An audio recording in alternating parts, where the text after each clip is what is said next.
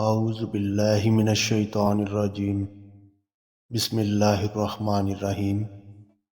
السلام علیکم ناظرین گرامی، آج کی ویڈیو روزہ اور ماہ رمضان کے حوالے سے ہے۔ ہر مسلمان مرد اور عورت کی زندگی میں ماہ رمضان آتا ہے اور ہر بالغ عاقل اور صحت مند مسلمان پر پورے ماہ رمضان کے روزے رکھنا فرض ہے۔ ایک مسلمان جب روزہ رکھتا ہے تو اسے یہ بھی معلوم ہونا چاہیے کہ روزہ کن چیزوں یا کن عوامل کو کرنے سے ٹوٹ جاتا ہے۔ حضرت ابو ہریرہ رضی اللہ تعالیٰ عنہ سے روایت ہے کہ رسول کریم صلی اللہ علیہ وآلہ وسلم نے فرمایا، جس شخص نے رمضان کا ایک دن کا روزہ بغیر کسی عذر کے چھوڑا تو زمانہ بھر کے روزے بھی رکھتا رہے تو اس ایک روزے کی قضا نہیں ہو سکتی۔ اس سے مراد ہے کہ رمضان المبارک میں جب روزہ نہ رکھنے میں یہ سخت وعید ہے تو روزہ رکھ کر توڑ دینا تو اس سے بھی سخت تر اور شدید ہے۔ ناظرین کرام، وہ کون کون سی چیزیں ہیں یا وہ کون سے عوامل ہیں جن کے کرنے سے روزہ ٹوٹ جاتا ہے؟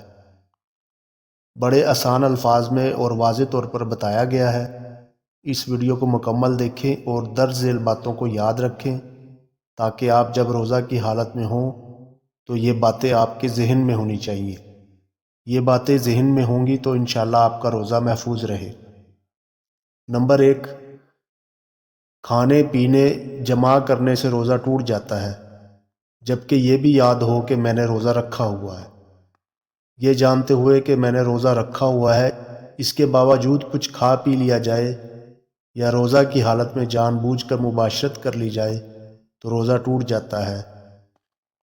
نمبر 2، حقہ، سگریٹ، چرس وغیرہ استعمال کرنے سے روزہ ٹوٹ جاتا ہے کیونکہ حقہ اور سگریٹ پینے سے اس کے تمباکو کا دھواں حلق تک جاتا ہے اور اس کا ذائقہ محسوس ہوتا ہے، لہٰذا روزہ ٹوٹ جاتا ہے۔ اسی طرح پان چبانے سے بھی روزہ ٹوٹ جاتا ہے اگرچہ اس کی پیک تھوک دیتے ہوں کیونکہ پان کے ذرات اور ذائقہ حلق تک ضرور جاتا ہے۔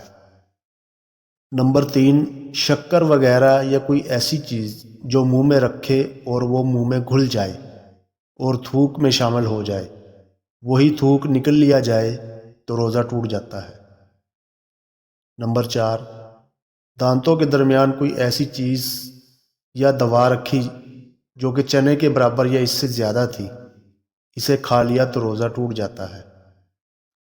نمبر 5، خون دانتوں سے نکل کر حلق تک پہنچا اور اس کی مقدار تھوک یا اس کے برابر تھی یا کم تھی مگر اس کا مزہ حلق میں محسوس ہوا تو روزہ ٹوٹ جاتا ہے۔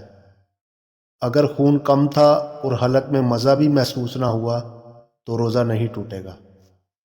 نمبر 6، اگر کوئی چیز جیسے کہ دوا یا علاج کی غرض سے کوئی چیز پخانہ کے مقام پر رکھی اور اس کا ایک سرا اندر ہے اور اگر اس کا دوسرا سرا باہر ہے تو روزہ نہیں ٹوٹا۔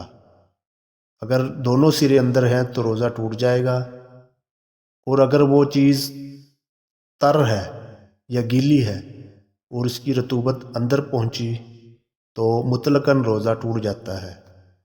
یہی حکم عورت کی شرم گاہ کا ہے۔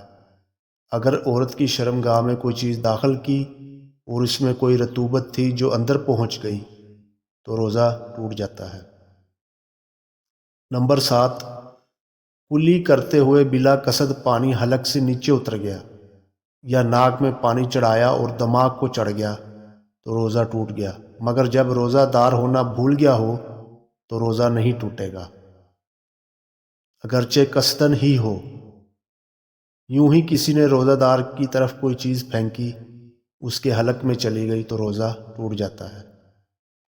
نمبر 8، سوتے میں پانی پی لیا یا کچھ کھا لیا، منہ کھلا تھا اور پانی کا قطرہ یا اولا حلق میں چلا گیا تو روزہ ٹوٹ جاتا ہے۔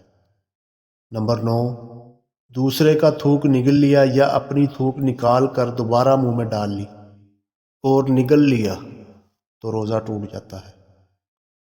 نمبر 10، منہ میں رنگین ڈورا یا دھاگا رکھا جس سے تھوک رنگین ہو گیا اور وہ تھوک نگل لیا تو روزہ ٹوٹ جاتا ہے۔ نمبر 11، آنسو منہ میں چلا گیا اور نگل لیا۔ اگر قطرہ دو قطرہ ہے تو روزہ نہ ٹوٹا، اگر زیادہ تھا کہ نمکینی پورے منہ میں محسوس ہوئی تو روزہ ٹوٹ جاتا ہے۔ پسینے کا بھی یہی حکم ہے۔ نمبر 12، قصدن یعنی جان بوجھ کر منہ بھر کے قے یا الٹی کی اور یاد ہے کہ روزہ رکھا ہوا ہے تو روزہ ٹوٹ جاتا ہے۔ قے خود بخود ہوئی اور منہ بھر کر ہوئی تو روزہ قائم رہے گا۔ قصدن یعنی جان بوجھ کر قے کی لیکن منہ بھر نہیں تھی تب بھی روزہ قائم رہے گا۔ بلا اختیار قے ہو گئی جو کہ منہ بھر تھی یا نہیں، اور واپس حلق میں جان بوجھ کر نگل لی، اگرچہ چنے کے برابر یا اس سے زیادہ نگل لی تو روزہ ٹوٹ جاتا ہے، اگر چنے سے کم ہے تو نہیں ٹوٹتا۔ قے میں اگر کھانا آئے تو روزہ ٹوٹتا ہے، اگر خون یا بلغم وغیرہ آئے تو نہیں ٹوٹتا۔